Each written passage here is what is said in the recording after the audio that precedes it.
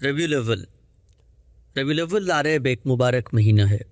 اس مہینے میں وہ ہستی دنیا میں تشریف لائی جسے پروردگار عالم نے قیامت تک کے لیے اپنی آخری حجت اور روئے زمین پر اپنی حتمی ہدایت دے کر مبعوث فرمایا۔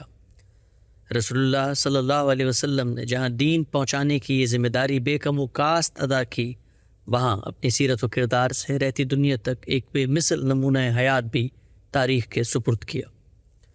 یہ مہینہ اگر آپ سے تعلق کی یاد تازہ کرنے، آپ کی سیرت و سوانح کو جاننے، آپ سے محبت کے جذبات کو بڑھانے کا سبب بنے تو یقیناً ایک نعمت سے کم نہیں ہے۔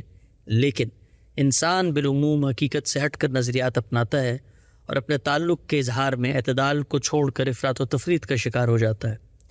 انسانوں کے جن امراض کا علاج سرور عالم نے خود دین کی ہدایت کے ذریعے کیا، ان میں ایک بڑا مرض یہی افراط و تفریط ہے۔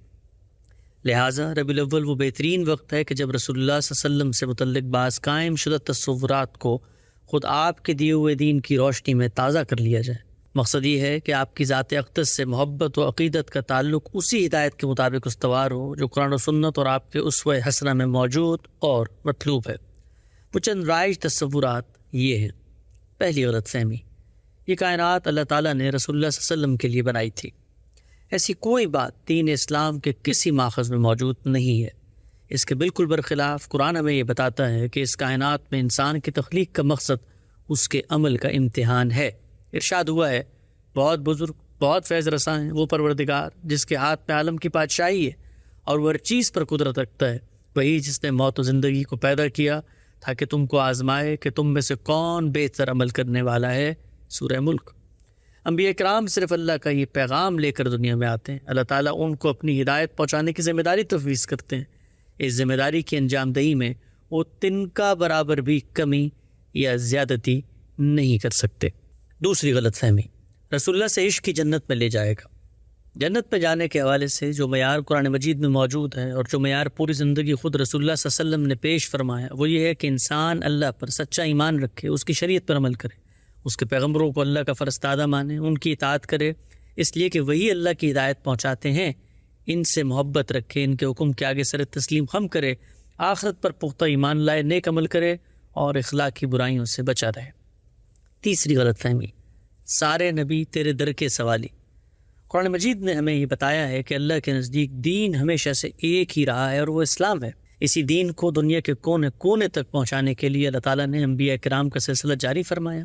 اس سلسلے کے پہلے پیغمبر سیدنا آدم تھے۔ یہ ابلاغ اللہ نے قوموں کے انتخاب کے ذریعے بھی کیا۔ اس سلسلے میں امام الرسل کی حیثیت سیدنا ابراہیم کو حاصل ہے۔ اس مشن کے لیے نبوت ان کی ضروریت میں خاص کر دی گئی۔ رسول اللہ صلی اللہ علیہ وسلم انہی کے بیٹے سیدنا اسماعیل کی قوم میں مبعوث کیے گئے، لہٰذا آپ صلی اللہ علیہ وسلم ان بے شمار پیغمبروں میں سے دین اسلام کے آخری رسول ہیں۔ تمام انبیاء کی ہدایت عالمی، آفاقی اور اصل اسلامی کی تھی۔ قرآن مجید انبیاء میں سے کسی ایک کی مطلق فضیلت کے تصور کی نفی کرتا ہے، چنانچہ اس نے اہل ایمان کی صفت بیان فرمائی ہے۔ ان کا اقرار ہے کہ ہم اللہ کے پیغمبروں میں سے کسی کے درمیان کوئی فرق نہیں کرتے، اور انہوں نے کہہ دیا کہ ہم نے سنا اور سر اطاعت جھکا دیا۔ البقرہ۔ چوتھی غلط فہمی، بھر دو جھولی میری یا محمد۔ قرآن مجید ہمیں یہ بتاتا ہے کہ انسانوں کے لیے رزق اور مال و اولاد کے فیصلے اللہ کرتا ہے۔ طوفانوں، زلزلوں اور آفات سے لے کر بارش برسانے تک کے تمام امور اللہ کے اذن پر منحصر ہیں، گویا تمام کائنات کے نان تنہا اللہ رب العزت کے ہاتھ میں ہے۔ ان معاملات میں نہ کوئی اس کا ہمسر ہے نہ شریک و سہیم، لہٰذا سیدنا آدم سے لے کر محمد رسول اللہ صلی اللہ علیہ وسلم تک سب اسی کے بندے ہیں، اس کے محتاج ہیں اور اسی کی عنایت کے طلبگار ہیں۔ وہ اسی کی منشا کو پورا کرنے کے لیے جیتے رہے اور اسی کی رحمت کی امید میں دنیا سے رخصت ہوئے۔ ارشاد ہوا ہے، تم اعلان کرو اے پیغمبر، حقیقت یہ ہے کہ اللہ یکتا ہے، اللہ سب کا سہارا ہے، وہ نہ باپ ہے نہ بیٹا نہ اس کا کوئی ہمسر ہے۔ سورۃ الاخلاص۔ پانچویں غلط فہمی، حاضر و ناظر۔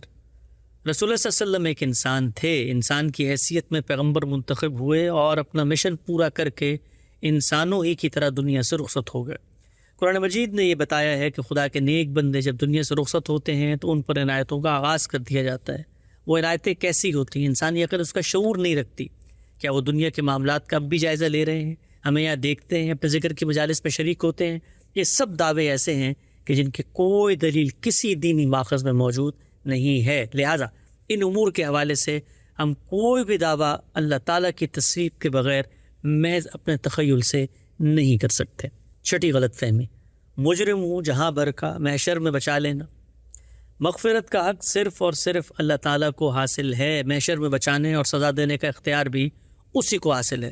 سورہ زمر میں ارشاد ہوا ہے، کیا انہوں نے خدا کو چھوڑ کر دوسروں کو شفیع بنا رکھا ہے؟ ان سے کہو کیا وہ شفاعت کریں گے خواہ ان کے لیے اختیار میں کچھ نہ ہو اور وہ کچھ نہ سمجھتے ہوں؟ کہہ دو کہ شفاعت تمام تر اللہ ہی کے اختیار میں ہے، زمین و آسمان کی بادشاہی اسی کی ہے، پھر تم اس کی طرف لوٹائے جاؤ گے۔